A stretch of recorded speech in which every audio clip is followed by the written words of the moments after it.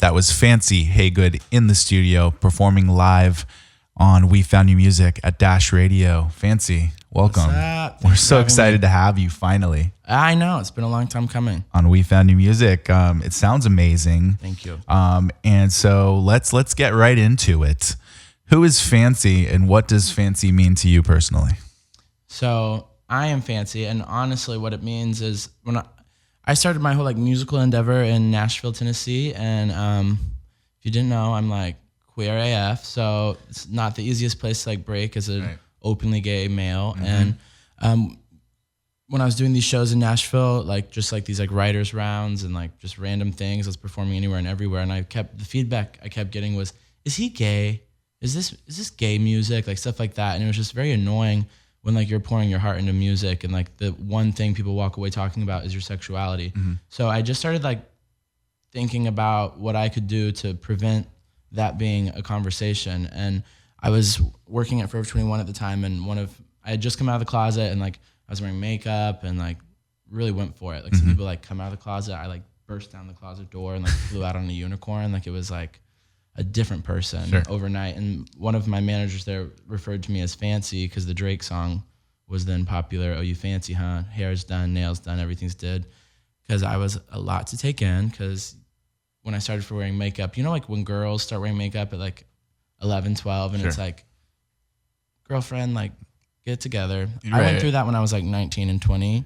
So they were making fun of me, calling me Fancy, but it was the first time I was being called something that I identified with, and it made me feel more confident about myself. And I was kind of just like, that's right, I am Fancy. So Fancy to me is just the way I see myself. It's not like a literal meaning. I'm not like the fanciest person in the world. I'd much rather eat at Wendy's than any sort of sit down restaurant. But it's just kind of how I view my confidence and how I view myself. You played Union Station, our show, just last week. Yeah. And, you know, a lot of new music that you've never played before, which is really, really cool. It's very exciting. I've been sitting on a lot of this music for a minute. A lot of it's new. Like the one I just played, OMG Love, I just wrote that 2 weeks ago in Nashville, and it's become one of my favorites of like music I'm about to put out. But yeah, a lot of it is just, I mean, I'm a songwriter at heart. It's what I do. I mean, even if I wasn't signed anywhere professionally, I would be writing music. I was doing it way before I was signed. So it's just like that's how I get my emotion out. I don't really keep a diary or a journal or anything like that. Like usually all my songs come from like a moment of like what I'm going through or how I feel. So it's really funny because I've been writing for this record for 4 years now, like getting this together. Like I had a whole record together like when I got signed, and then, you know, the whole, you know, A&R is getting involved and like, you need this, you need that. And so I've just been writing so much. So I have so much content that no one's heard. So it's been really exciting getting to do these shows. I just did one in Nashville, and I just, you know, I did the Union Station show with you guys. Yeah, you did the full version. I think you did acoustic in Nashville, right? And then No. Oh, you did the full band too? Oh, cool. Yeah, and it's like, it's just kind of nice because I haven't done that in so long. The only time I've played with a full band in the past 2 years is on Jimmy Fallon when we debuted Goodbye. So it's just kind of nice to see this music coming to life and getting the chance I think it deserves, and seeing the people react to it and the support that's coming. It's just been really been nice. It's because I feel like I've been like in a bit of a lull, and I see the light at the end of the tunnel. So I feel like finally we have so much to talk about that's on the horizon. And thanks for playing a new track for us. Oh, of course, something to really look forward to. So definitely send it over when you have the single ready. We for sure will. But in the meantime, yes, you were with the label, and you've done some really amazing stuff since you moved here a couple years ago from Nashville. Crazy.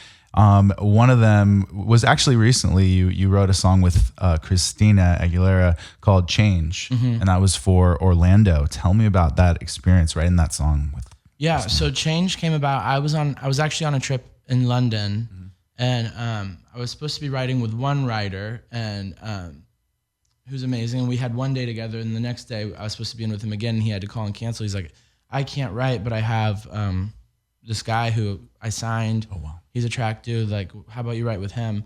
And so I was just kind of like, okay. And so like I showed up, and the guy was really cool. His name's Flo. He's really amazing and talented. And he was like, I have this one piano track no one's really like done anything on, but I think it's really cool. And he just like played the track. And I was just really moved by it because it was just like I love when a track can, I don't write a lot to track. Like normally I have like my guitar and like I play like that. But when a track really makes you feel something without any words or anything like on it, it's really, it's like something you want to be a part of. So I started writing about, when I was in London, the whole Ferguson thing had just happened here in the St. Louis area. And I think it was the first time I really started learning a lot about the Black Lives Matter movement and realizing, I grew up in like white suburbia America. So like realizing those kind of problems and those issues that are still so prevalent in America, land of the free. It's really crazy. It was like really weighing heavy on me and in my mind. And I was talking to a lot of people in London because it's like,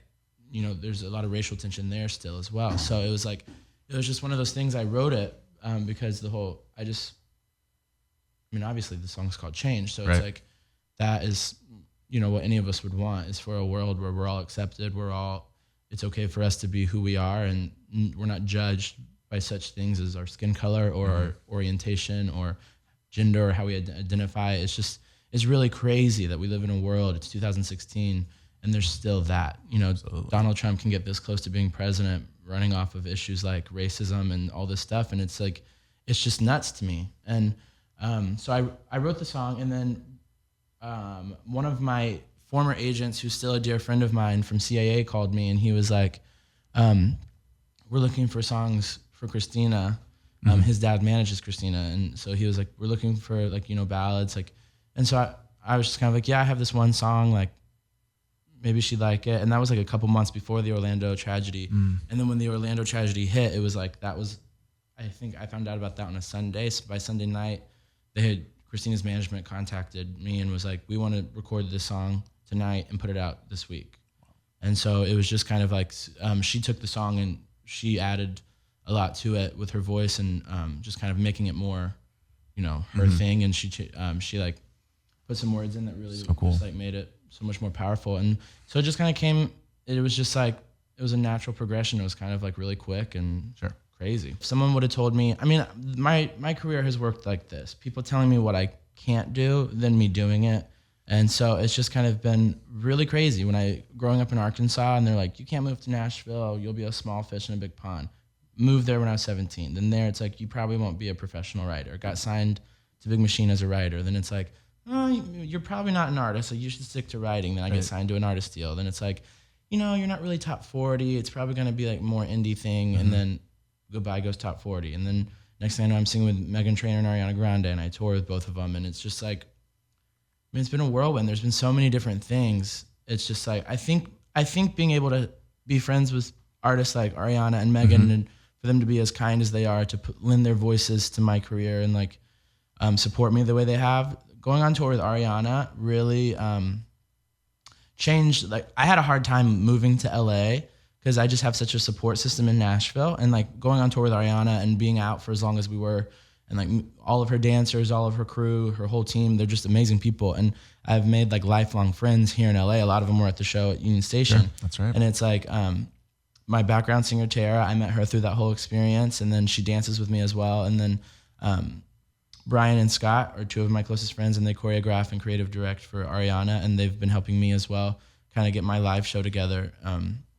My friend Seth, it's just, I've made a lot of lifelong friends. So I think that in the last year and a half has been the most fulfilling thing for me, is getting to make those relationships while doing what I love. I'm really excited about getting to put music out that I believe in and that I know is 100% me.